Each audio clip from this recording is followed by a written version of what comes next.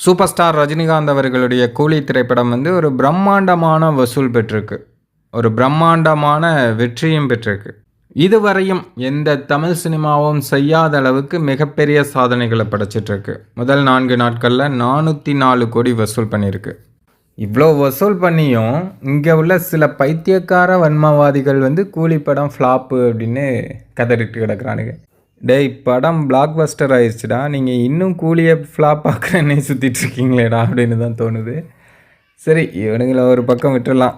Bollywood side இருந்து கூலி படத்துக்கு எந்த அளவுக்கு ரெஸ்பான்ஸ் கிடச்சிருக்கு, எந்த அளவுக்கு வெற்றி பெற்றிருக்கு அப்படிங்கிற ஒரு தகவல் வந்து இப்போ வெளியாகிருக்கு. பாலிவுட் விமர்சகர் ஒருத்தர் வந்து இப்போ ஒரு ட்வீட் ஒன்று பண்ணியிருக்காரு. அதாவது வார் 2 விசஸ் கூலி, வின்னர் வந்து கூலி தான், north India plus south India one sided win Rajinikanth அப்படின்னு அவர் வந்து ஒரு ட்வீட் பண்ணியிருக்காரு.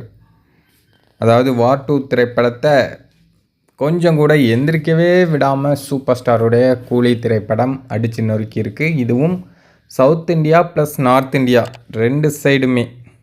ரெண்டு சைடு இருந்தும் வார் 2 திரைப்படத்தில் பெரிய ஆக்டர்கள் இருக்க தான் செய்கிறாங்க. இத்தனைக்கும் கேமியோ ஆர்டிஸ்ட் கூட இல்லை, மெயின் ஆர்டிஸ்டே அவங்க தான், Hrithik Roshan and junior NTR. So அவங்கெல்லாம் இருந்தும் அந்த படத்துக்கு நார்த் சைடும் எடுபடலை, இங்கேயும் சவுத் இந்தியாவிலையும் எடுபடலை. ஆனால் சூப்பர் ஸ்டாருடைய கூலி திரைப்படம் வந்து நார்த்துலேயும் மிகப்பெரிய வெற்றி, சவுத் இந்தியாவிலையும் மிகப்பெரிய வெற்றி.